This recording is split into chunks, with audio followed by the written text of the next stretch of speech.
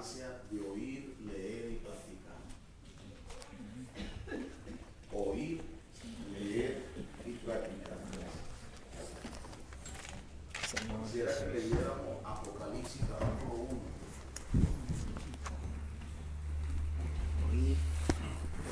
versículo 3.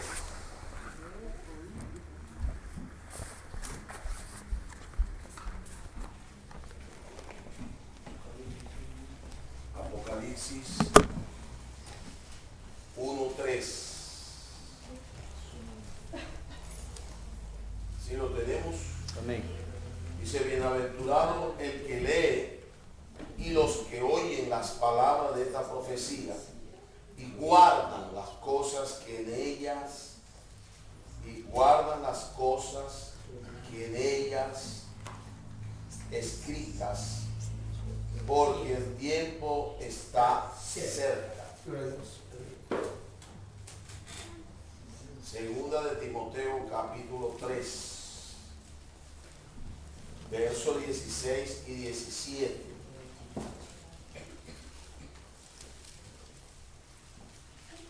Dice: porque toda la escritura es inspirada por Dios. Amén. Y útil para enseñar, para redarguir, para corregir, para instruir en justicia, a fin de que el hombre de Dios sea perfecto, enteramente preparado para toda buena obra. Gloria a Dios. Alabado sea el Señor. Gracias, Jesús. Señor. Y yo quiero aprovechar este tiempo para abrir el corazón de una preocupación que hay hoy en muchos hombres de Dios relacionado a este asunto y a la superficialidad que hay en los hijos de Dios. Superficialidad. Lo primero que necesitamos percibir en 2 de Timoteo, cuando Pablo escribe las epístolas a Timoteo, ya él está a punto de partir con el Señor. En una oportunidad él dice que él ha peleado la batalla, ha corrido la carrera, ha guardado la fe y que ya está a punto de ser sacrificado, martirizado para ir con el Señor. Y curiosamente él escribe estas palabras a Timoteo, y Timoteo en ese momento se encuentra en Éfeso, en la iglesia de Éfeso, sirviendo, tratando de llevar a los hermanos que estaban en Éfeso a vivir y a permanecer en el Espíritu. ¿Por qué? Porque la iglesia en Éfeso se había dedicado solamente a la letra, mas no a la práctica de la palabra que Dios había hablado a través del apóstol Pablo. Y Pablo escribe entonces que toda la escritura, refiriéndose a la Biblia, es inspirada por Dios. ¿Qué quiere decir esto? Que todo lo que está en la Biblia es lo que está en el corazón de Dios. Podemos decir que cada vez que abrimos la Biblia, abrimos la boca de Dios. ¿Están de acuerdo conmigo? Amén. Y cada vez que uno abre la boca, la Biblia dice que de la abundancia del corazón habla la boca. Quiere decir que cuando usted abre la Biblia, abre la boca de Dios, y ahí está lo que está en el corazón de Dios. Lo que Dios desea para sus hijos. Fíjese, cuando uno habla porque quiere hablar. Uno habla porque tiene un objetivo, quiere alcanzar un objetivo. Y Pablo le está diciendo a Timoteo y a los hermanos de la iglesia de Éfeso, y nos dice hoy el Espíritu Santo a cada uno de los que estamos presentes, que la palabra de Dios tiene un propósito cuando es hablada, cuando es leída y cuando es oída. ¿Sí me hago entender? Amén. Fíjense, la palabra es inspirada por Dios y ella es útil. enseñar. La palabra de Dios entonces nos enseña, nos redarguye, ¿sí? Para enseñar y para redarguir. ¿Qué es redarguir? En el griego la palabra redarguir es escarbar. Escarbar se dice aquí, ¿sí? Cavar. La palabra de Dios debe producir en nosotros un constante escarbar en el corazón. Nos hemos puesto a pensar cuántas cosas hay en nuestro corazón que no han salido. Nos hemos puesto a pensar que hay cosas en nuestro corazón que todavía no han sido descubiertas. ¿Sí? ¿Están aquí? Amén. ¿Dicen amén? Amén. Miren que me asusto si se quedan calladitos. La palabra de Dios redarguye, escarba. Y es como una lámpara. De hecho, el salmista dijo que la palabra era lámpara para sus pies y una lumbrera para el camino. Es como que la palabra, cuando la tocamos, buscando la voluntad de Dios, buscando el deseo de Dios, comienza a escarbar el corazón y comienzan a salir cosas que Dios no quiere que estén ahí y que deben salir. Eso es la palabra de Dios. También dice que la palabra de Dios corrige. Dice para corregir. ¿Qué es una corrección? A ver, ¿quién me da un concepto de corrección? A ver, un concepto de corrección. Dígame, hermana. En gramática, borrar lo que estaba mal y ponerlo bien. Es correcto. Es eliminar lo que está malo o errado y colocar lo que es cierto. Mucha de nuestra vida, mucha de nuestro vivir en Dios, aún en Dios, está lleno de errores. Y por eso necesitamos la palabra para ser corregidos. Amén. Para que nuestro caminar sea enderezado. Como dijo Pablo, también una oportunidad para que lo cojo no se salga del camino. La palabra de Dios entonces sirve para corregir a nuestros jóvenes, para corregir a nosotros los adultos, para corregir nuestra manera de vivir. Pero esto no se puede lograr superficialmente. Muchos hijos de Dios hoy, no sé aquí, no leen la Biblia. Muchos hijos de Dios hoy, no sé aquí, no oran con la Biblia. No toman las palabras de la Biblia para orar y buscar la voluntad de Dios y buscar el deseo de Dios. Muchos hijos de Dios hoy simplemente viven por emociones y no por la palabra. Y eso es un peligro tremendo.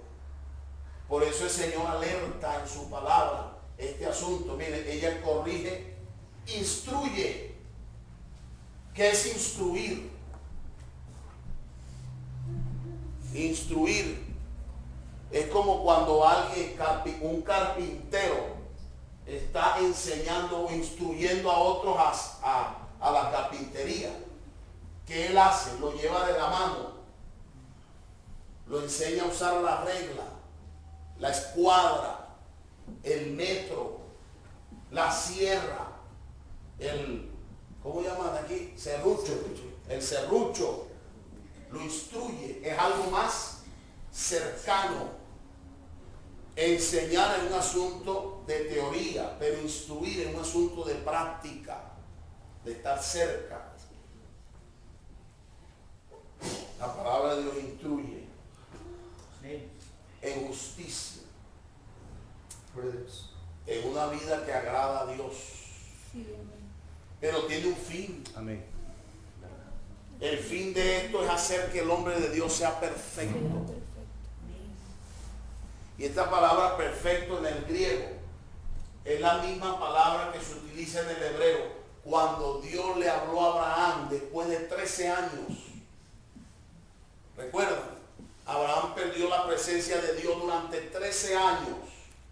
Porque Dios le dijo a Abraham que le iba a dar un hijo con Sara. Y Sara se rió, dice la Biblia. Y él le creyó más a Sara que a Dios. Y fue a Agar y produjo Ismael. Que hoy son los, terrenalmente hablando, los árabes que continuamente están en guerra con los judíos, que representan a Isaac. Los dos son hijos de Abraham, uno el fruto de la carne, otro el hijo de la promesa. Amén.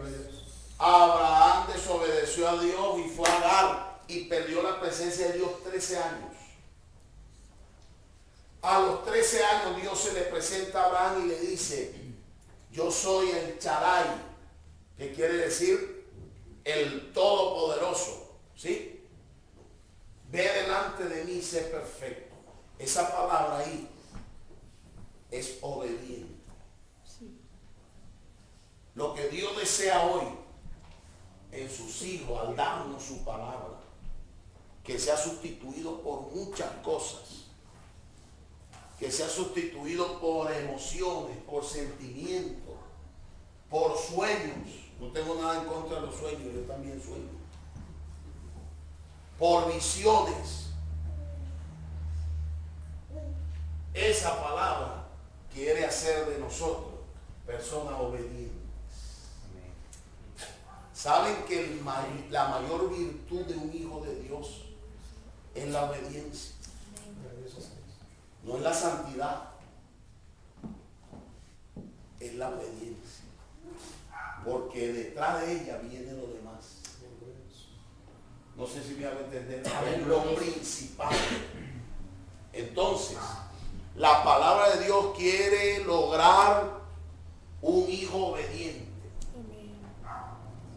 Enteramente preparado para toda buena obra. Que cuando Dios dice aquí, aquí. Cuando Dios dice allá, allá. Cuando Dios dice ven, viene. Cuando Dios dice va, va. Eso quiere producir la palabra. Pero para eso tenemos que compenetrarnos con Dios. Amén. En el Antiguo Testamento Dios dijo esto: mi pueblo perece por falta de conocimiento. Y muchas de esas situaciones están aconteciendo hoy en los hijos de Dios. Fíjense, hay un pasaje en 1 de Pedro, que quizás ustedes lo conocen, seguro que sí.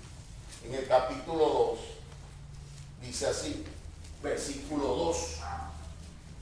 Desead como niño recién nacido la leche espiritual no adulterada, para que por ella crezcáis para salvación. Una cosa importante que necesitamos considerar, hermanos, es que la palabra de Dios nos va a llevar a crecer espiritualmente. ¿Por qué hay hijos de Dios que no crecen? Y crecer, permítanme decirle, no es estar sirviendo en determinado asunto en la iglesia. Porque hay mucha gente que sirve hoy en la iglesia y cuando el servicio le es quitado, se van. Quiere decir que el servicio es mayor que Dios. Porque yo debo estar en la iglesia por Dios, no por lo que hago en la iglesia. Amén. Si yo soy el que barre el local y me quitan un día la escoba, pues yo seguiré aquí porque estoy aquí por Dios, no por barrer el local. Si yo soy el que canto y un día me dice, hermano, no puedes seguir cantando, y me voy, es porque yo estaba aquí por cantar y no por Dios. Gloria a Jesús. Entonces crecer tiene que ver con madurar. Amén. Tiene que ver con asimilar. Le voy a definir lo que es una persona madura, según mi óptica. Usted puede tener la suya. Y según la óptica que he visto en Dios. Ejemplo de David, el rey David. David pecó, ofendió a Dios, hizo cosas terribles. ¿Es cierto? Según de Samuel, o primera de Samuel 11 y 12, mató a Urías, le quitó a la mujer a Urías. Terrible. Entregó a Urías en manos de los enemigos. Perverso. Pero cuando Dios vino a pedirle cuenta a David, David se arrepintió. Y Dios le dijo, yo te perdono, pero hay una consecuencia por tu pecado. Y la consecuencia es que la espada no cesará de tu casa hasta que tus canas desciendan al Seol. Es decir, en tu casa habrá guerra hasta que te mueras. Esa fue la consecuencia. ¿Qué dijo David? Dijo, amén. Es una persona madura. Una persona madura es que acepta sus errores y sus consecuencias. Para eso no hay que ser superficial. Los superficiales, cuando son corregidos, se van. Los superficiales, cuando son corregidos, huyen. Los superficiales quieren estar en el lugar donde se sienten bien. Y por eso yo puedo elegir a dónde irme. Donde me sienta bien, ahí estoy. Cuando tenga incomodidad ahí, me voy para otro sitio, para otro lugar. ¿Acaso no es el mismo Dios? ¿O es que hay un Dios aquí, otro allá? Hay uno en Venezuela y otro en Costa Rica. Uno en el Perú y otro en el Brasil. Eso es superficialidad. Eso es falta de presencia de Dios. Eso es falta de profundidad en Dios. Y es difícil que un creyente sea edificado cuando es superficial. La palabra de Dios debe producir crecimiento en los creyentes. Amén. Por eso necesitamos desearla. Amén. Como niños. Amén. ¿Cómo desea un niño la leche de su mamá? Aquí las hermanas que son madres, ¿cómo se le calla la boca a un muchacho cuando tiene hambre? Póngale el pecho y listo. O hágale, como dice aquí, el biberón. Hágale el biberón, el chupón. Y listo, se le acaba el hambre. Se le acaba la desesperación. Él la desea. Nosotros deseamos la palabra. Que son preguntas que debemos hacernos. Tenemos el hábito de comerla, de orar con ella, de buscar la dirección de Dios a través de ella. Si no es así, tenemos que dar un stop en nuestra vida y considerar qué estamos haciendo. Porque muchos hijos de Dios van o vamos, para no excluirme, a ser sorprendidos cuando el Señor regrese. Y muchos hijos de Dios hoy son sorprendidos frente a determinadas situaciones que Dios prepara para demostrarte que necesitas ser profundo, que necesitas apegarte a la palabra. ¿Cuántas cosas hoy, y me perdonan hermano, los hijos de Dios practican y no tienen nada que ver con la palabra? Revisémoslo. Pongámonos frente a Dios, frente a la luz de Dios y revisemos cuántas cosas hoy el pueblo de Dios practica que no se encuentra en ningún lado en la palabra. Por donde usted lo busque, no está. Pero hay que hacerlo por tal cosa.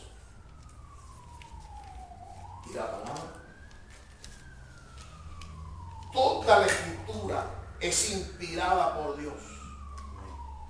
Nada está de más y nada sobra. Perdón, nada sobra y nada está de más. Todo tiene un objetivo. Todo tiene un punto. Fíjense, aquí en Mateo,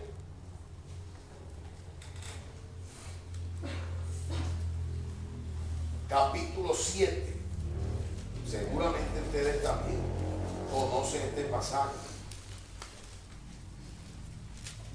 Versículo 24 en adelante dice: cualquiera pues que me oye estas palabras y las hace, le compararé a un hombre prudente que edificó su casa sobre la roca. Amén. Porque vinieron lluvias, vino viento, ríos, golpearon contra aquella casa y no cayó porque estaba fundada sobre la roca. Amén. Aleluya, aleluya. Gloria a Jesús. ¿Qué es estar fundado sobre la roca? ¿Qué es que nuestra fe no sea movida por crisis económicas, crisis de salud, crisis emocionales? ¿Qué otras crisis podemos tener? Salud económica, enfermedad, salud financiera, emocionales. Crisis. El ser humano es tan vulnerable. Sí. Somos tan vulnerables que si no dependemos de Dios, no vamos a poder soportar el fuego de prueba que viene sobre el mundo entero. Vienen situaciones duras para la tierra. Vienen situaciones difíciles, tiempos difíciles, porque el tiempo está cerca, dice Apocalipsis. Bienaventurados los que leen, los que oyen y guardan la palabra de esta profecía, porque el tiempo está cerca. Amén. El tiempo está cerca. Y si no estamos fundados sobre la roca, si no estamos en la palabra, hermanos queridos, ¿qué pasará con nosotros? Si hoy apenas me miran mal, no sé aquí, de repente me miraron mal, me miró feo Diego. Y ay, ¿por qué Diego me miraría feo? Y Diego debe ser que yo le caigo mal a Diego. Y tal, y empiezo a pensar y termino. Ese fueguito, ese fosforito.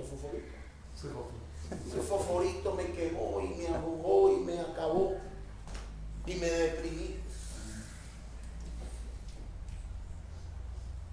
Y dice aquí que vinieron lluvias, ríos, viento, golpearon contra aquella casa y aquella casa no se cayó porque estaba fundada sobre la roca. Y no es decir, estoy fundado sobre la roca, ni es cantar, estoy fundado sobre la roca.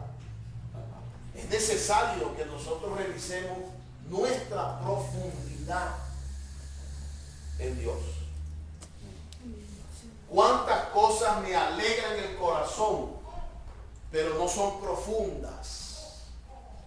No son reales en mí. No son verdaderas. La verdad está aquí, pero ¿cuál es mi verdad? La verdad está ahí y quizá yo la maneje como los efesios. Los efesios manejaban la Biblia. La carta de Apocalipsis a los efesios dice que ellos probaban a los que decían ser apóstoles y los hallaban mentirosos. Eran personas que conocían la Biblia, que conocían el Pentateuco, que conocían la historia, pero estaban vacíos. Los fariseos conocían la Biblia, sabían cómo nacería el Mesías, que saldría una estrella, conocían las señales, pero no fueron al Señor. Podemos conocer la Biblia, pero si no la practicamos, entonces somos como un fariseo. somos vacíos, superficiales. Y es por eso que muchas veces nuestra vida no crece en Dios. No tenemos experiencias reales, sino que vivimos de la experiencia de los demás. Vivimos de la experiencia de fulano, leímos algo y decimos, bueno, fulano tuvo tal experiencia. ¿Y yo? ¿Qué experiencia yo he tenido? Por eso el Señor dice, en Juan dice en tercera de Juan, dice, tercera de Juan dice en el capítulo, es un solo capítulo, ¿no?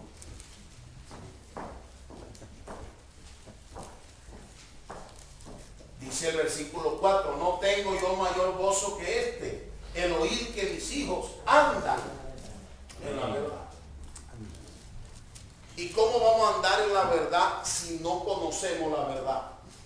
Usted me puede decir, hermano, pero yo conozco a Cristo.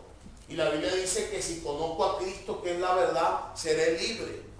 No, la verdad que llega a ser mi verdad. Valga la redundancia. La verdad que está en la Biblia tiene que llegar a ser mi verdad. Y es por eso que nosotros necesitamos en esta noche considerar lo siguiente. Todos nosotros, ya que el Señor me trajo aquí para compartir estas palabras con ustedes, es necesario revisar qué tan profundo soy o qué tan superficial soy. Porque el día del Señor vendrá y no tardará. Dos cosas sabemos que vienen. En Mateo 25 hay dos parábolas. La parábola de las 10 vírgenes y la parábola de los talentos. No tengo tiempo para ahondar en esto, pero sí quiero hacer referencia a lo siguiente. 10 vírgenes, 5 eran de 5. ¿En qué consistía la insensatez de las 5 insensatas? En que no llenaron su vasija de aceite. Yo pregunto, ¿ellas tenían o no tenían aceite? Sí, Tenían. ¿Y qué representa el aceite? Espíritu. Quiere decir que las 10 eran creyentes, que tenían el Espíritu. Pero 5 de ellas fueron prudentes y llevaron sus vasijas llenas de aceite. Pero habían 5 que fueron insensatas y llevaban aceite, pero no llevaban suficiente aceite. Dice que cabecearon y durmieron. ¿Qué representa dormir en la Biblia? Ir con el Señor.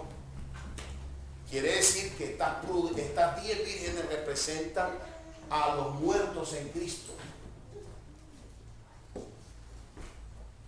10 fueron prudentes, 10 insensatos. Cuando el Señor regresa, ¿quiénes entraron?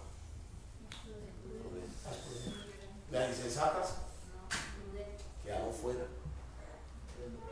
¿Por qué quedaron fuera? Porque les faltaba aceite. Les faltaba espíritu. Les faltaba practicar.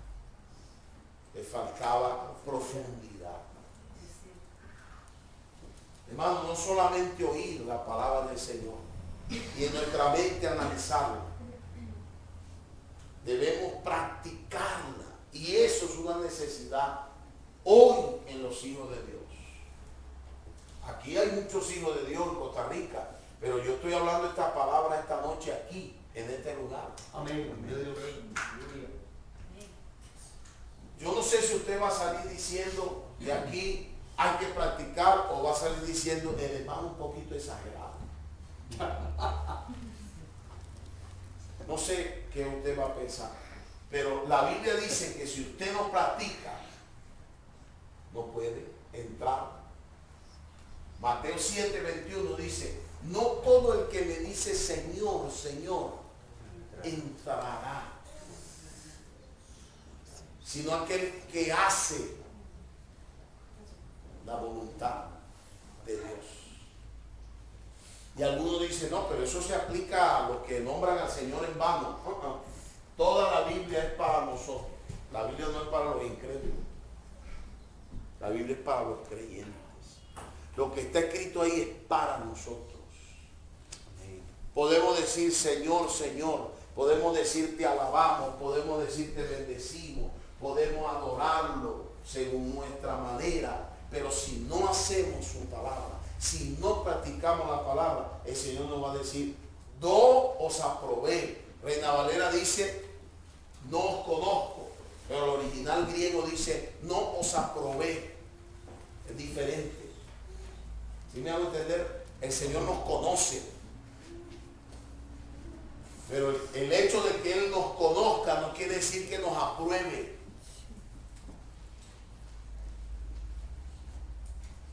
¿Será que Dios aprueba todo lo que hacemos? Es importante pensar eso. ¿Por qué? Porque necesitamos conocer la verdad. Y la verdad está aquí. ¿Cómo la vamos a conocer? Hay que meterse. Hay que profundizar. Hay que orar la palabra. Hay que comerla. Mire, el Señor Jesús en Juan 6 se paró en medio de la multitud y comenzó a decir, el que bebe mi sangre tiene vida eterna. El que me come vivirá por mí. Mi carne es verdadera comida y mi sangre es verdadera bebida. Y la gente dijo, se volvió loco. Es una doctrina caníbal. Este hombre está hablando de que lo comamos, de que le bebamos la sangre. Este hombre se volvió loco. Comenzaron a irse. Se empezaron a ir, no entendían. El que me come, como me envió el Padre viviente y yo vivo por el Padre, asimismo el que me come también vivirá por mí. El Señor estaba dando un principio importantísimo para los hijos de Dios, comerlo a Él como el verbo de vida, para poder vivir para Él. Y nadie entendía, se fueron. Y Pedro se levanta y el Señor le discierne en el corazón y le dice, ¿quieren irse ustedes también? Y Pedro se levanta y dice, no, Señor, solo tú tienes palabra de vida eterna. A lo mejor Pedro ni entendía lo que había dicho. Y luego el Señor en el verso 63 les explica en pocas palabras, le dice, el Espíritu es el que da vida, la carne para nada aprovecha. Las palabras que yo les he hablado son espíritu y son vida. Y si no las comen, no pueden vivir por ellas. Si seguimos, si los hijos de Dios siguen viviendo por sus emociones y por espectáculos y por tantas cosas que hay hoy en el pueblo de Dios, muchas cosas van a acontecer. Muchas. Mire, alguien dijo que el que no sabe para dónde va, cualquier bus le sirve. Y eso es lo que está pasando hoy en los hijos de Dios. No saben para dónde van. No saben hacia dónde se dirigen. No tienen dirección porque hay escasez de palabras, hay escasez de revelación, hay escasez de profundidad y cualquier bus le sirve. Si yo salgo ahí afuera y no sé a dónde voy, cualquier bus me sirve, cualquier carro me monto. Lo importante es que yo salga de aquí. Y después veré a dónde voy, llego al centro y de repente, bueno, decido a dónde ir. Así hay muchos hijos de Dios hoy. Muchos hijos de Dios hoy van a los templos y no saben a qué van. Y salen iguales o peores. Hoy nosotros necesitamos dar la atención a la palabra. Yo les animo, hermanos queridos, a que renovemos nuestro amor por la palabra. Amén. Nuestro amor por la presencia de Dios. Nuestro amor por la lectura de la Biblia. Con oración. Dice Efesios capítulo 5, ¿cómo vamos a ser llenos del Espíritu? El apóstol Pablo le dice a los efesios, no se embriaguen con vino, en lo cual hay disolución. ¿Cuál vino? No es el vino físico, es el vino de este mundo, es la corriente de este mundo. Y no solamente hay una corriente en el mundo que está perdido, también hay una corriente en el pueblo de Dios que embriaga, que desvía, que entretiene. Por eso Pablo dijo que tuviéramos cuidado con las fábulas, con las genealogías interminables que acarrean disputas más bien que la edificación de Dios. Porque hay fábulas, genealogías, cuentos de vieja, inventos de hombres que parecen, pero no son.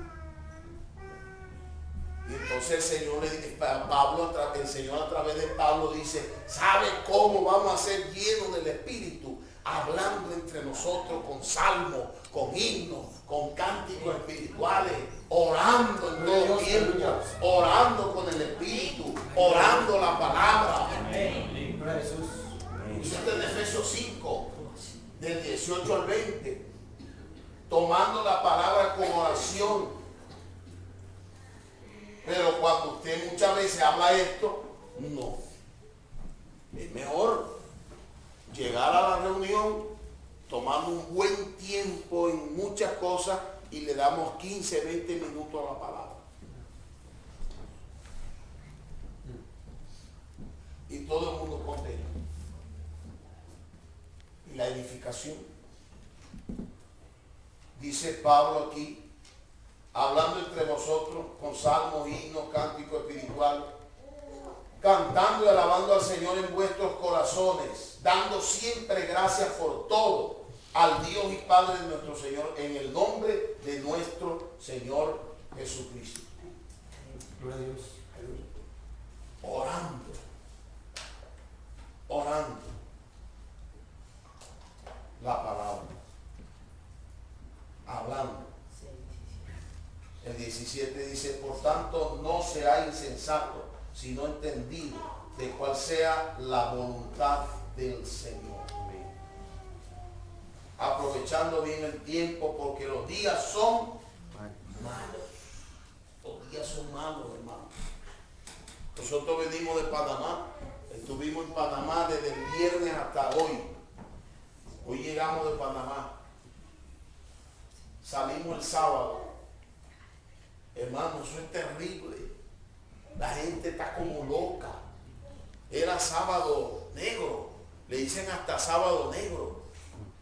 Habían 3 días negros. ¿Qué es eso? Negro. Todo a mitad de precio. Hermano, y la gente estaba loca. Los almacenes, las colas, el tráfico. Es una locura. Fuimos a un mall que se llama Albru, hermano, era un río de gente. No saben a dónde van.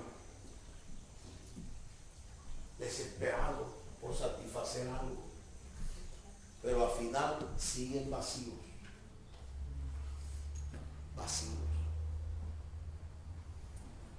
El jueves vamos a hablar que el enfoque de Dios es el reino. Gloria a Jesús. Dios quiere direccionarnos por un camino certero, porque hay muchos caminos, hermano. Fíjense que tan, yo quiero que ustedes me perdonen,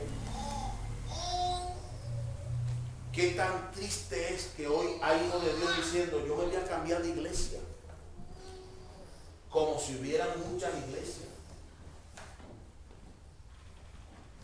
A los ojos de Dios, ¿cuántas iglesias creemos nosotros que hay?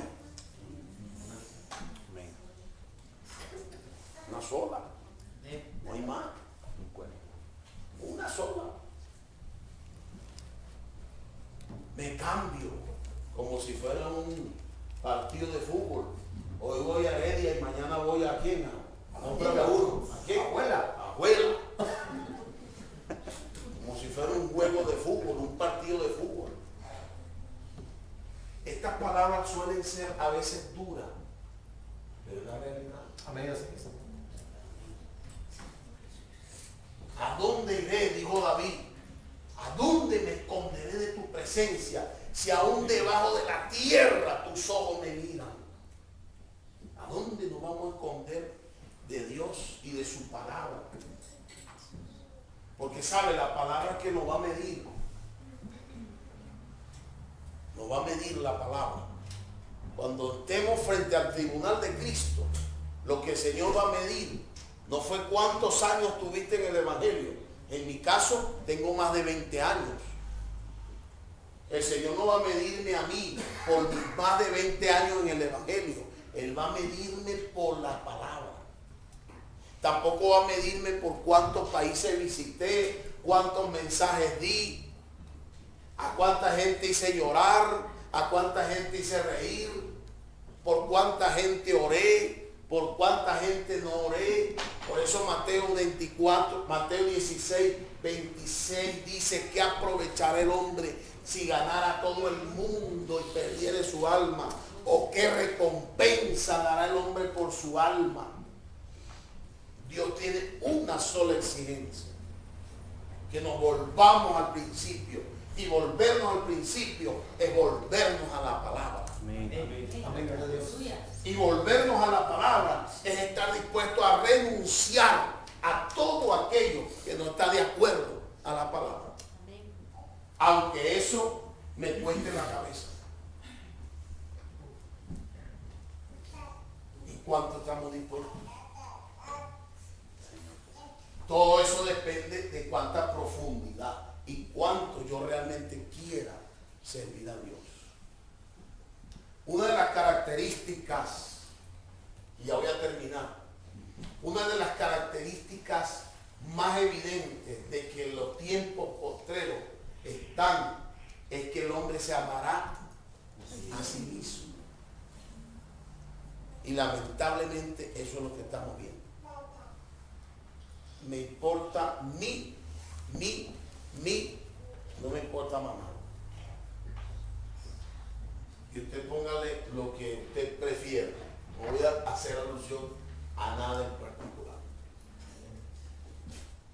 Pero el Señor Jesús dijo claramente: quien quiera venir en pos de mí, niéguese a sí mismo, tome su cruz y siga. Hermano, Dios los ama. Amén. Amén. Gloria a Dios. Dios nos ama. Nos ama. Gloria a Jesús. Y Él desea que sus hijos crezcan. ¿Qué padre no quiere que sus hijos crezcan? ¿Qué padre no quiere que sus hijos se desarrollen y lleguen a ser personas de bien? Pero Dios está preocupado, créanme. Dios está preocupado porque muchos hijos de Él están niños y no quieren salir de la niñez. Así es. ¿Sabes cuál es la característica de un niño? Dame. Y en eso se la pasan o nos la pasamos los hijos de Dios. Dame. Y reino no es dame, reino es dar. Sí, amén. Reino es para los que han madurado, los que han alcanzado madurez. Entonces, iglesia, revisemos, oremos. Jesús es el Señor.